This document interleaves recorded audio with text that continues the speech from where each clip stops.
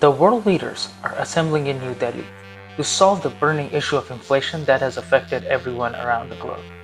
The annual G20 Summit is happening in the city and it is all set up to host it. The inflation the world facing stems from the supply chain disruptions resulting from an array of crises happening worldwide. During 2008, G20 took some concrete steps to solve the financial crisis, and we are attempting to repeat that again. Under the Indian presidency, the G20 in 2023 will focus on the theme One Earth, One Family, One Future, and this is the need of the hour in order to solve the global crisis we are going through as one global entity, putting our differences aside. Namaskar, welcome to Arnav. If you have liked this video so far, please like and subscribe. The G20 is comprised of 19 countries and the European Union, and it constitutes 80% of total global GDP and 60% of the world population, including the behemoths of population, India and China. The supply chain disruptions that gave birth to the current inflation are because of the 2020 pandemic, Russia-Ukraine war, and climate crisis. When the pandemic hit in 2020, many factories in China, especially in early stages of pandemic, were forced to shut down or reduce their production capacity to prevent the spread of virus. China is known as the world's factory and a major exporter of goods, and the pandemic disrupted the supply chain of goods and components to both domestic and international markets. The global nature of supply chains meant that the disruption in one region could affect suppliers and manufacturers across the world, creating a domino effect. This lack of supply of goods is the number one reason for the growing inflation and the interest rate hikes around the globe.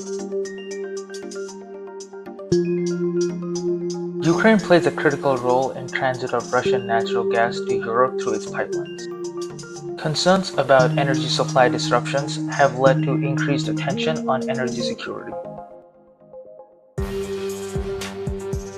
Ukraine, which is also the breadbasket of Europe, exports essential commodities like sunflower oil, corn, and wheat.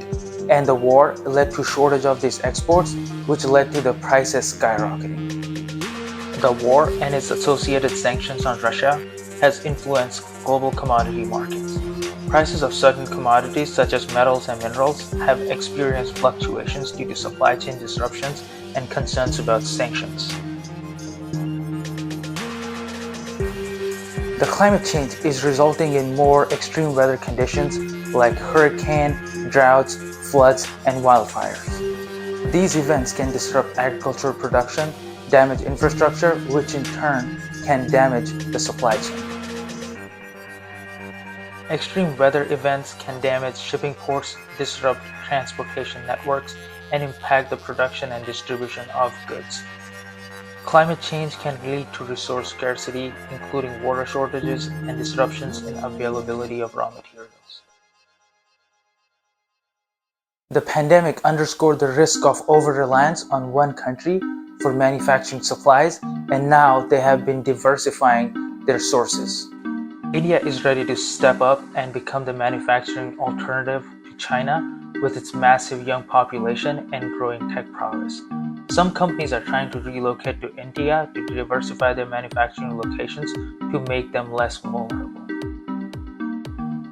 Vietnam has emerged as one of the biggest beneficiaries of China's supply chain crisis. It offers a low-cost labor force and increasingly skilled workforce.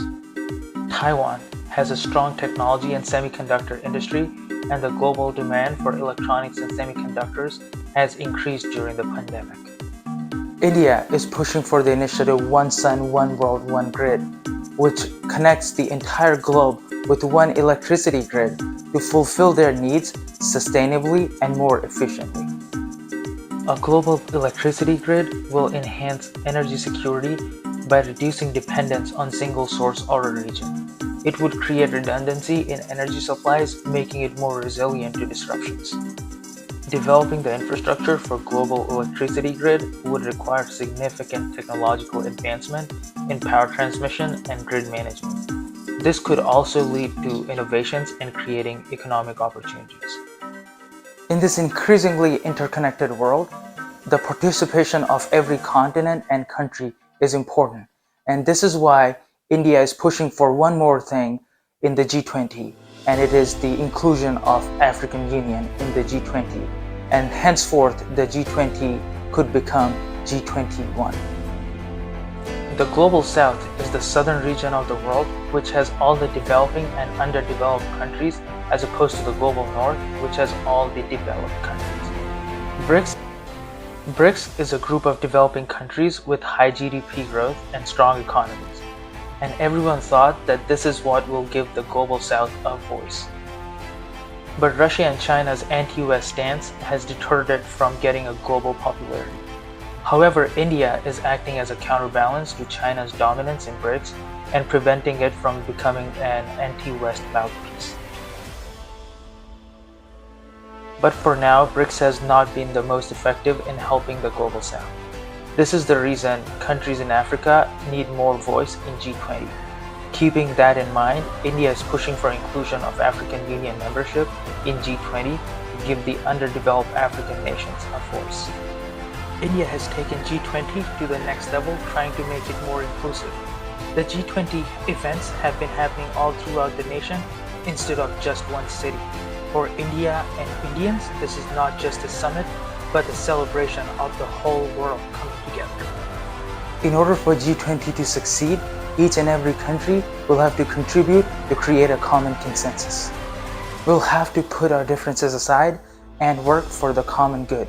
The day we are able to do that, the whole world will prosper together and no country will be left behind. And once we do that, the world, as you know, will be a better place to live. Thank you and goodbye.